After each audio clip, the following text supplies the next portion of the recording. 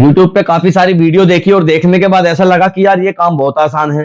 तार ले आएंगे किसी कबाड़ी वाले से और बस तार छिलेंगे और पैसे अच्छे से बना लेंगे। तो भाई गलतफहमी में बिल्कुल ना जिए, ये सब फ्रॉड चीजें हैं। YouTube से जो इन्फ्लुएंस होकर के काम करते हैं, तुरंत के तुरंत सपने देखते हैं ना, उनके सपने ऐसे मानो बिल्कुल जैसे रेत के घर बने हुए होते हैं। तो मैं आपका दोस्त रिजवान सैफी, आज मैं आपको थोड़ा सा गाइड करूंगा किस तरीके से देखना है, किस तरीके से समझना है, कैसे इस पे वर्क करना है, कैसे इसको समझा जाता है, कैसे इसकी मार्केट समझी जाती है। तो चलते हैं आज के टाइटल में कि स्क्रैप का काम हम कैसे शुरू करें और माल को अच्छी जो परख है, अच्छी जो तरीका है इसके समझने का, रिकवरी समझने का, प्राइजिंग निकालने का, कहां से लेने का, मैं आपको बताता हूं।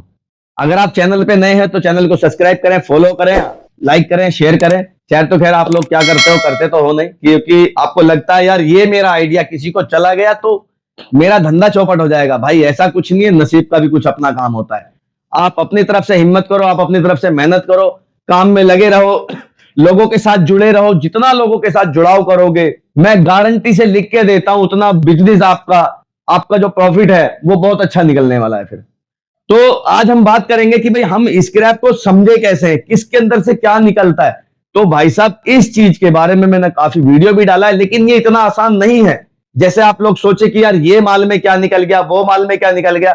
यूट्यूब पे तो खाली इतना देखा यार, कबाड़ी के गए और माल उठा लाए, है ना, स्क्रैप ले आए, घर का फिटिंग ले आए। ऐसा नहीं होता है। आप कुछ भी माइंड में लेके चलोगे मार्केट में, वो चीज आपको, खास करके वही चीज आपको मार्केट में नहीं मिलती है, वो चीज आपको अवेलेबल ही नहीं होती है। हम घर की फिटिंग के लिए लेने गए, पहुंचा डिस्का माल मिलने लगा हमें।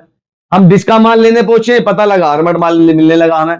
कुछ लोग इस तरीके का मटेरियल उठा लेते हैं जिसको रिसाइकलिंग करना आसान नहीं है, फिर उसको लेकर के फंस जाते हैं। आज 3 चीजें बिल्कुल क्लियर करूंगा, कौन से मटेरियल को किस चीज से चलाना है, कौन सा मटेरियल ग्राइंडर से चलेगा, कौन सा मटेरियल मशीन से चलेगा, और कौन से मटेरियल को आप ई वेस्ट की तरह आग लगाने पर निर्भर हो जाते हो कि हम इसको ना रिसाइकलिंग कर सकते हैं, ना हम इसको ग्राइंडर कर पाते हैं, ना हम इसको जला पाते हैं। तो मैं सबसे पहले शुरू करूंगा आज कुछ मटेरियल्स की जिसको लेकर के बहुत आसानी से, बहुत आसान होता है समझना भी, खरीदना भी। तो इसमें मैं आपके लिए सबसे पहले शुरू करने वाला हूं 2 कोर के एल्युमिनियम की जानकारी देने के लिए। इसके अंदर एक बहुत सिंपल सा और क्लियर कट है कि इसके अंदर जो रिकवरी आपको मिलने वाली है वो 22% से सिर्फ 25% मिलने वाली है। ऑल इंडिया घूमिए आइए, आप ऑल इंडिया घूमते रहिए। ये 2 कोर का जो होता है विदाउट आर्मर्ड का, इसके अंदर 22 से 25%, इससे ऊपर कभी नहीं मिलेगा। तो बिल्कुल माइंड में क्लियर लॉक कर लीजिए, नोट पैड पे लिख लीजिए कि भाई ये चीज रिकवरी 100% है, फिक्स है, और ये इससे ज्यादा कुछ नहीं होगा। बात करेंगे बेचने की, इसको बेचना कैसे, ये मैं आपको आगे वीडियो में बताऊंगा किस तरीके से बेचना है इसको। अब ऐसा ही कुछ मटेरियल आ जाता है गाड़ियों का, इसके अंदर भी एक रिकवरी होती है फिक्स, उसमें कोई कम ज्यादा नहीं कर सकता। ये भी कुछ इस तरह के मटेरियल होता है। जैसे अगर हम 2 व्हीलर की बाइक की बात करें तो आप 40% पे परचेज कर सकते हो। नॉर्मल गाड़ियों की 4 व्हीलर की बात करें तो आप 50% पे परचेज कर सकते हो। आप अगर लग्जरी की बात करें तो 60% पे परचेज कर सकते हो।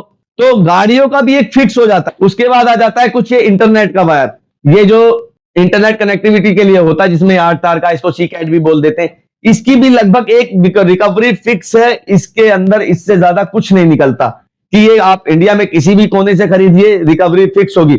अब बात आ जाती है डिस्के माल की। अगर डिस्का माल हम परचेज कर रहे हैं, हम लोहे का माल परचेज करें या हम कॉपर का माल परचेज करें, इसके अंदर भी एकदम फिक्स रिकवरी आने वाली है कि इसके अंदर आपको लगभग 600 साढ़े 600 ग्राम का आपको प्लास्टिक हाथ में आने वाला है और 100 ग्राम आपको तो तार मिलने वाला है। तो ये भी कुछ वायर ऐसा है जो बिल्कुल फिक्स है, इसके अंदर आपको कुछ गलत बढ़त नहीं करनी है, ये एकदम फिक्स हो जाता है। ऐसे ही कुछ माल आ जाते हैं कंपनी के लाइक हैवेल्स के हो गए, पॉलीकैप हो गया, आरआर हो गया। ये 3-4 कंपनियां ऐसी ब्रांडेड है जिनका एक फिक्स रिकवरी है जो निकलना ही निकलना आता है।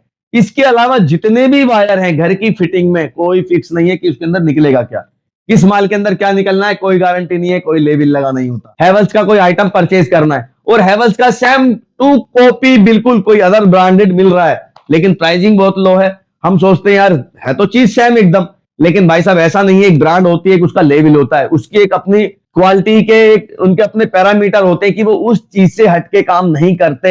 आप माल परचेज करें या ना करें, लेकिन उनकी क्वालिटी जो को तो आपको मिलेगी, ऑल ओवर इंडिया मिलेगी।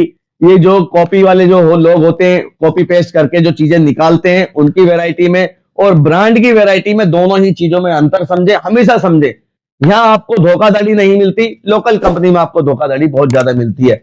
क्योंकि वहां माल अपने हिसाब से नहीं आपके हिसाब से लगाया जाता है। आपको कितना सस्ता आपको माल चाहिए उस हिसाब से माल तैयार किया जाता है, तो रिकवरी की कोई गारंटी नहीं मिलती। अब बात इसी तरह हैवेल्स की करते हैं, आरआर की करें, पॉलीकैब की करें, तो इनकी अपना एक क्वालिटी बेस है। क्वालिटी को इस तरीके से मेंटेन करके रखा हुआ होता है कि उनको कस्टमर की डिमांड से फर्क नहीं पड़ता, उनको अपनी क्वालिटी रखनी है। मतलब अगर उनके वायर को आप लेकर के यूज में ले रहे हैं, घरेलू फिटिंग में यूज में ले रहे हैं कि भाई 10-20 साल की इसकी लाइफ है, तो है वो 100% है, क्योंकि वो क्वालिटी बेस्ड। तो ये चीजों की रिकवरी बिल्कुल एकदम फिक्स हो जाती है। इसी तरह इलेक्ट्रिक में भी मिंडा वगैरह की कुछ कंपनियां ये फिक्स वायरिंग बनाती है, ये भी इस क्वालिटी के साथ कॉम्प्रोमाइज नहीं करती। इसी तरीके से अब हम जब मार्केट में निकलेंगे, हमने किसी मार्केट में गए और हमें पता लग रहा है यार बोरों के अंदर माल भरा हुआ है, सारा मिक्स में है, फिक्स है, कोई गारंटी नहीं है भाई। वो उस तरीके से बनाया जाता है, लगाया जाता है, रखा जाता है कि आपको कंफ्यूज हो कि यार इसमें 1.5 mm ज्यादा है या 2.5 mm ज्यादा है।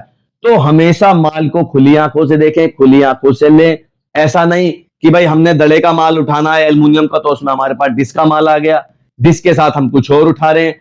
तो माल की एक वैरायटी बना ले, माल की एक कैलकुलेशन बना ले, उसके हिसाब से माल परचेजिंग की तरफ उठे। मेरे आज भी बहुत सारे लोग और बहुत सारे दोस्त मेरे ऐसे हैं जिनको माल का ये पता ही नहीं कि लेना किस रेट में होता है या इसको रिसाइकलिंग कैसे करना है। तो मेरे दिए हुए नंबर से मुझसे संपर्क कर सकते हैं, मेरे से जानकारी ले सकते हैं। हर मटेरियल के लिए एक अलग अपने पास मशीन मिलती है। जैसे अगर मैं बात करूं 2 कोर एल्युमिनियम के लिए, तो अपने पास सबसे बेस्ट ये 23 मॉडल होता है। मैं यहाँ मशीन की एडवर्टाइजमेंट बिल्कुल नहीं कर रहा हूं, मैं आपको एक तरीका बता रहा हूं कि भाई जैसे कि हम कुछ मटेरियल परचेज करते हैं तो रिसाइकलिंग करने के लिए अच्छी चीजें कहां होती हैं। तो अपना BS23 मॉडल है, ये बहुत अच्छा बेस्ट काम करता है, लेकिन ये हर माल पे काम नहीं करता है। इसी तरीके से अपना BS11 हो जाता है, ये सभी तरह पे काम करता है, लेकिन जैसे कि 2 कोर का माल हो गया, इस पे ये अच्छे से काम नहीं करता है। तो इसी तरीके से मटेरियल जो मार्केट में मिलता है, ये हमें बहुत ध्यान से लेने वाली चीज है कि हमारे पास में रिसाइकलिंग सोर्सेज जो है, जिस चीज से हम रिसाइकलिंग कर रहे हैं वो क्या हमारे काम का है, हम इसको आसानी से रिसाइकलिंग कर सकते हैं। क्योंकि हमने मटेरियल परचेज करते वक्त सबसे पहले खासकर ध्यान देखना है इसको रिसाइकलिंग कैसे करना है, इसमें रिसाइकलिंग खर्चा कितना आना है, इसमें मेरी लेबर कॉस्ट कितनी आनी है, इसको मैं कितनी आसानी से छील सकता हूं, ये मेरे को जलाना तो नहीं पड़ेगा। पता लगा माल परचेज कर लाए, उसके बाद ना तो मशीन से छिल रहा है ना ये हाथ से छिल रहा है, और फिर घर में लेके बैठे हैं इसको।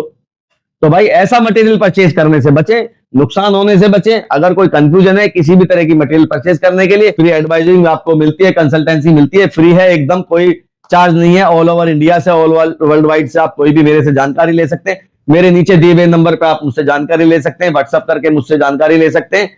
तो अगली वीडियो में फिर से कुछ आपके लिए टॉपिक लेकर के आता हूं, तब तक चाहता हूं इजाजत आप लोगों से। शुक्रिया, धन्यवाद, जय हिंद।